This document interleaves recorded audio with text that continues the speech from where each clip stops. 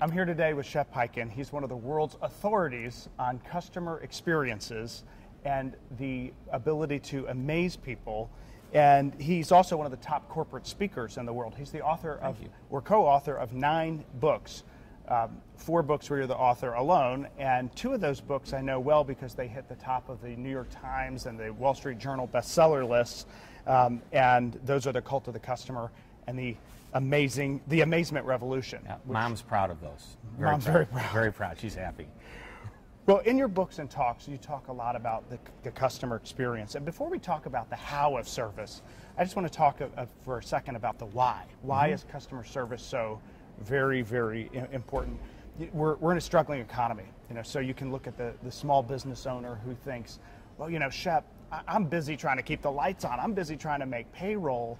I don't know. I'm not trying to worry about this customer experience thing. What do you say to that entrepreneur, that business owner who thinks, maybe I can put off the customer experience right now. I'm really just worried about payroll. Right. This is like a setup question, and we didn't set this up, but it's like a setup. I have a white paper that I just wrote. At least I think it's a white paper. A lot of statistics, but the title of the paper is "Customer Service Will Save the Economy," and it will save your business. If you're struggling or you're trying to compete, the one thing that you have that others might not have, because unfortunately, even though everybody's talking about it and everybody thinks they're delivering it, they really aren't. That's great service. If you have good service, your customers will want to do business with you, which means they'll hopefully want to come back. When they come back, they'll not only spend more money by coming back, but typically that loyal customer spends more money in general. And if they really are loyal and they love you for the service that you deliver, they're going to tell other people. When they tell other people, those people come in, they spend money, and all of a sudden things start getting better. And when things start getting better, you need to hire more people. And when you hire more people, they get paid, they spend money, saves the economy. It'll also save your business. Well, for you, you truly are starting a revolution. You talk a lot about Right. that, and you can feel your passion for it. You talk in your books about these 5 levels of going through from uncertainty all the way to amazement. And we don't have the time to go through all of those. That's why people read the book, and all the information is there. But as you look at those 5 levels, and you've seen hundreds, if not thousands, of companies going through that, and you identify where they are in that stage, what's the hardest phase to move through? Well, I think there's really, all 5 phases are important. And if I can do it in less than 60 seconds, if your uncertainty is simply the customer's first time doing business with you, or they've come back and they aren't sure what the experience is going to be, getting them into alignment means they buy into your brand promise. Then they experience that alignment, that brand promise, and if they experience it over and over, then they own it. That, by the way, may be I'd say getting the customer into alignment to believe the brand promise, which is nothing more than a promise that you make to them that's delivered and accepted and perceived as good. But when they own it, it means they're experiencing it over and over. They can count on it. That's tough. So that's ownership. And then if it's a great experience, or basically anything better than average, consistently better than average, it moves them into amazement. So I would say probably the toughest one might be getting them into that ownership level, where they own the experience, they know it's going to happen. And consistently stay there. If they can consistently stay there, that's because they expect it. But if it's a little better than average, which to me is what amazement is all about, it's not being over the top, wow, blow me away with great service. It's simply being better than average all of the time. And that standard for average keeps changing, right? I think that as it does change. As great companies deliver great service, the bar is set higher. Example, we may be doing business, well, we're here at a hotel. If we have a nice stay at the hotel, we might compare it to another hotel stay. But today, people are not just comparing to other hotels. They're comparing to the experience they had with Federal Express or Amazon.com or Zappos.com, some of the great service companies that deliver great service. They go, boy, why can't this business be like that business? And they're not even in the same industry. I was waiting for the hotel to have a sign with your picture, just as a warning, like, we better treat him well. He writes. They've got my dossier. Oh, here comes that guy again. Well, your book, The Amazement Revolution, you share 7 customer service strategies. Yes. And we're not going to go through all of those, but I just want to talk about a couple of them. Let's hone in on the first one, Sure. which is provide membership. Talk about that. Explain that and maybe share an example. A membership membership experience doesn't necessarily mean you're a club that has a private membership, but you treat your customer as if they're special, as if it might be like a club. And the role model that I use in the book is American Express. It's one of the main role models because member sense. Member sense, and they don't call their customers customers. They refer to them as members. And it's like they get the extra amenities that they might get at a club. You have that number on the back of the card for the concierge level service. You get various perks. Again, they call them amenities. And really, it's a mindset. It's a shift.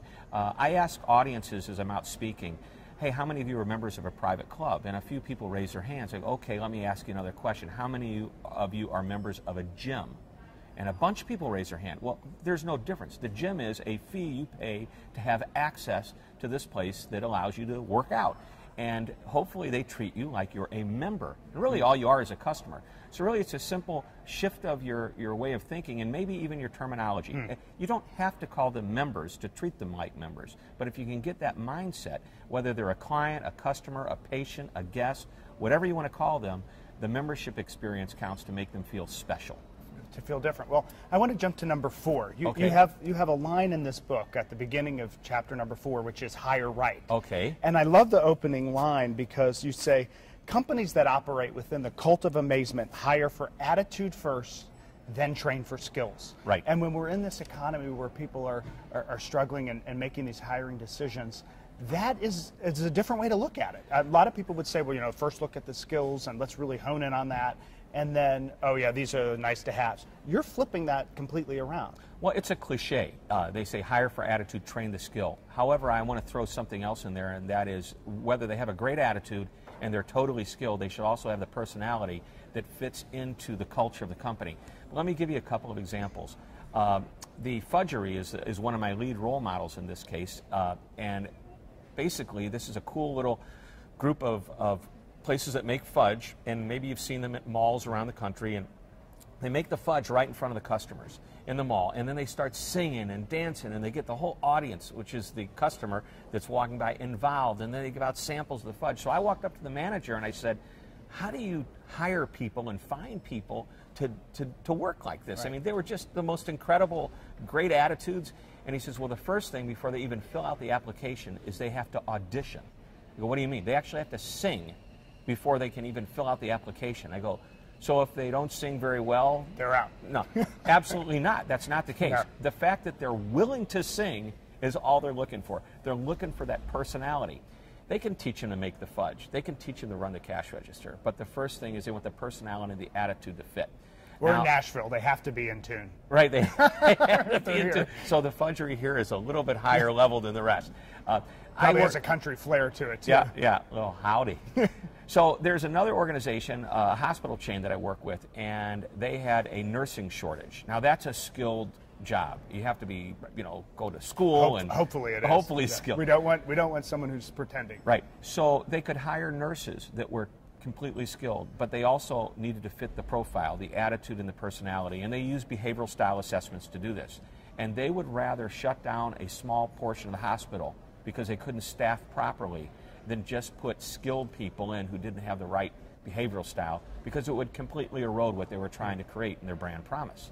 So there's an example of, hey, you know, it's tight, we're looking for the right people, but we can't take the chance that the wrong person's going to destroy the reputation of the company. Well, let's talk about that, because culture is so important, and you're saying hire personalities that fit within the culture. How do you go about, you know, you're on the leadership team, how do you go about creating a culture of your company that's passionate about customer experiences and service? Sure.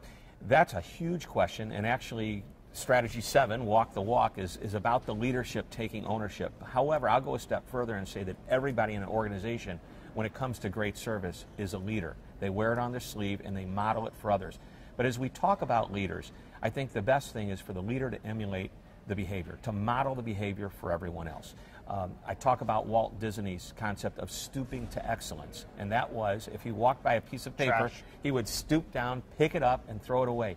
And his thought was, if I walk by that piece of paper, I give permission to every one of the people that work here to walk by and not pick that piece of paper up. It's a great example. Yeah. It's a great example. The other thing I think is important is to create a culture, and I call this the employee golden rule, which is where you treat the people you work with, and management and leadership treats the people that work for them the way they want that customer treated, if not even better.